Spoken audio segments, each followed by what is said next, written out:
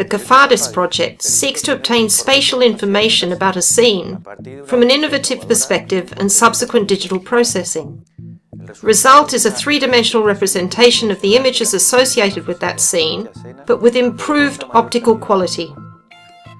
What we're talking about here is a camera patented by the University of La Laguna, which in contrast to conventional cameras, is able to collect all the light information, which then allows for a wide range of applications.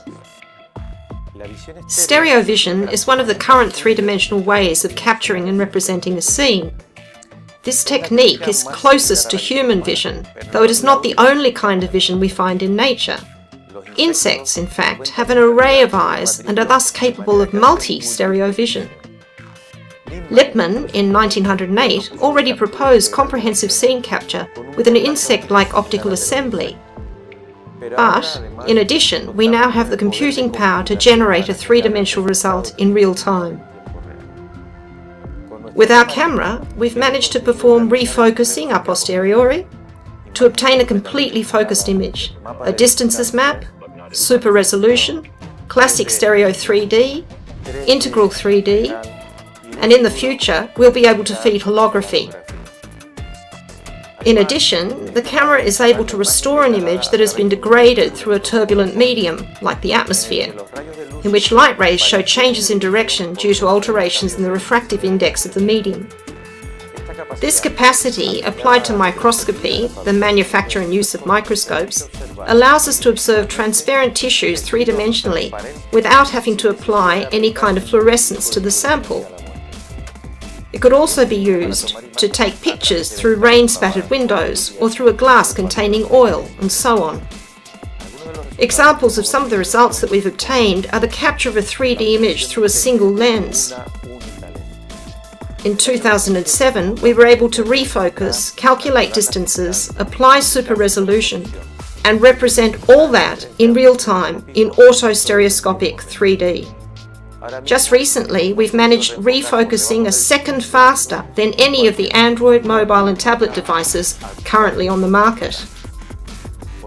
In addition, when it comes to observation through turbulent media, Cafadis is currently the only front-end volumetric waveform sensor.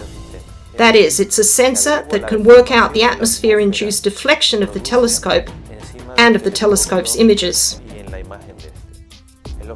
The main objective that we set ourselves was to capture three-dimensional information of the scene, including transparent objects and turbulent media, through a passive method, without radar or flight time devices, without active systems that need too much energy, using optimized algorithms and state-of-the-art electronic hardware which would report to us in real time whatever the problem we were seeking to solve.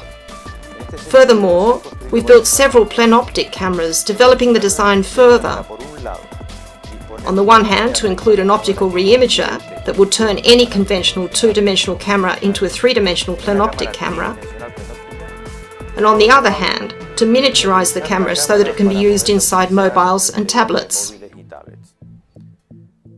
With these designs, we've obtained the first plenoptic underwater images in the Red Sea in Egypt, the first endoscopic plenoptic images, and the first plenoptic astronomical images. Our project offers potential improvements to various scientific fields. For example, in the field of microscopy, we can observe transparent tissue three-dimensionally and in real time without inoculating fluorescence, a process that spoils the sample after several illuminations. This means that the sample might in fact be a live subject that is actually moving.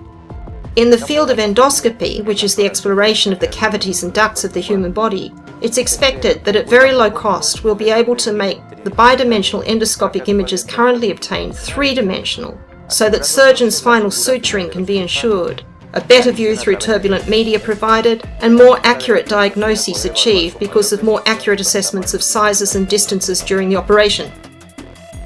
In astronomy, it will allow for the design of a compact system of adaptive optics, which will take advantage of the necessary use of the artificial laser stars, and for the operation of multi-conjugate adaptive mirrors at desired heights, probably those of greater turbulence. In consumer electronics, it will allow three-dimensional capture in mobile phones and tablets with a single camera, and with representation on an integral screen in a kind of 3D that does not make the user dizzy.